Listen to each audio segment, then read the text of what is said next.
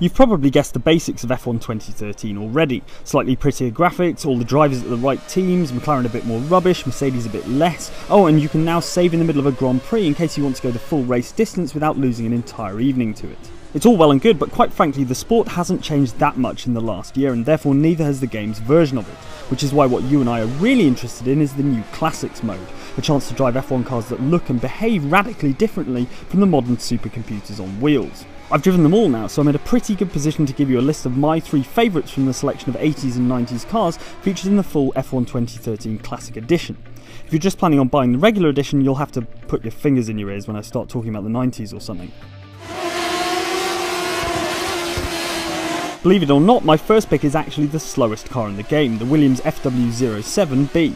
As the only car from the very first year of the decade, it gets roundly beaten by every other one of the 80s classics. But as the vehicle that really nailed ground effect, where the creation of a vacuum underneath the car sucks it towards the ground, it still handles brilliantly. If you're new to the old cars, if that makes sense, it's a good introduction to managing the wheel spin they produce. Of course, if you fancy yourself as quite handy behind the wheel, you could always use it to handicap yourself when racing against more incompetent mates.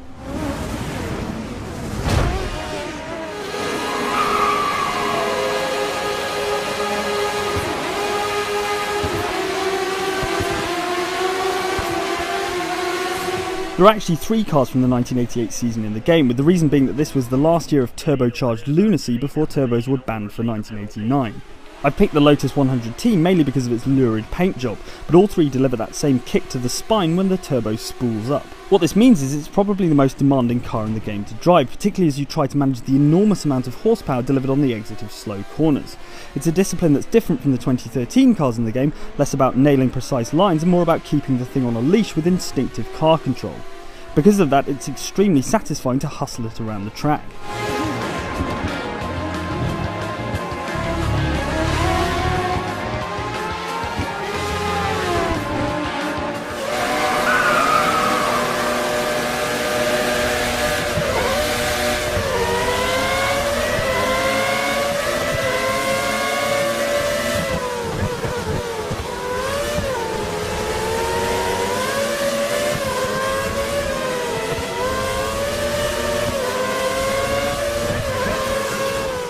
If you need a reason to buy the full Classic Edition, or at least the DLC afterwards, then this is it.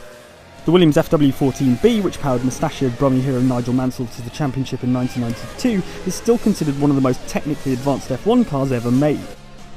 An active suspension system where a computer helped balance all 4 corners of the car in real time meant it was almost unstoppable, and when you get behind the wheel yourself it handles like a guided missile. It's hardly surprising that it was banned to bits at the end of the 92 season.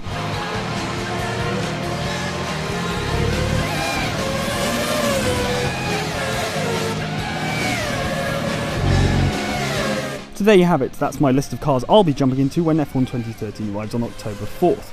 But which cars from the history of the sport would you want to see in an F1 game? Let us know in the comments and we'll see you next time.